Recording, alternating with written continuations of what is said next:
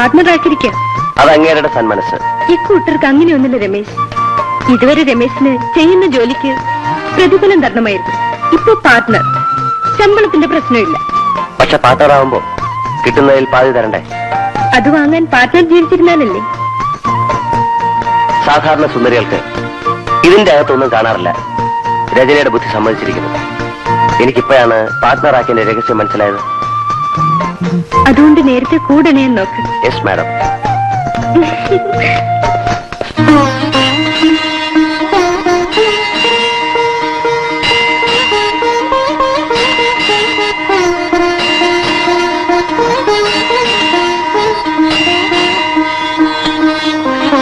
മഹേശ്വരി അമ്മ,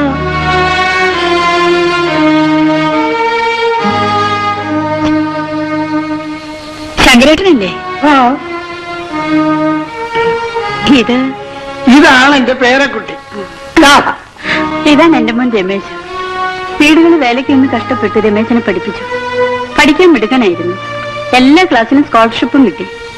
ഒടുവിൽ അവന്റെ അച്ഛന്റെ ആഗ്രഹം പോലെ ഒരു ഉദ്യോഗവും കിട്ടി. ഇതൊക്കെ തന്നെയാണ് എന്റെയും കഥ. ആരും തുണയില്ലാത്തവർക്ക് ദൈവം തുണ. കൂലിവേല എടുത്ത് സുധാകരനെ ഇവിടെയും വളർന്നു. അവൻ തലയെടുത്തോടെ എനിക്ക് ആശ്വാസമായി.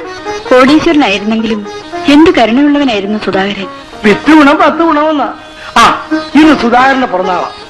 മഹേഷ് അമ്മയും വീട് വരെ വരണം. അമ്മ വരാതെ ഞാൻ വിടില്ല. വരൂ അമ്മേ. വരാൻ മോളെ. അമ്മയില്ലാതെ വളർന്ന കുട്ടിയാ രാധ. അമ്മയെന്ന് വിളിക്കാൻ ഒരാളെ കിട്ടിയപ്പോ ഉണ്ടായ സന്തോഷം. സുധാകരന് പിറന്നാളെന്ന് കേട്ടപ്പോൾ ഇനിയൊരു കുട്ടി ഉണ്ടായിരുന്നു ഓർമ്മ വരുന്നു. അവനെവിടെ? പാവം പാർവതിയുടെ മകൻ രാജു. അവനെയും കൊണ്ട് പോകുന്ന വഴി കൈവിട്ടുപോയി. ഇപ്പൊ എവിടെയുണ്ടോ, എന്ത് ചെയ്യുന്നു ദൈവത്തിനറിയാം.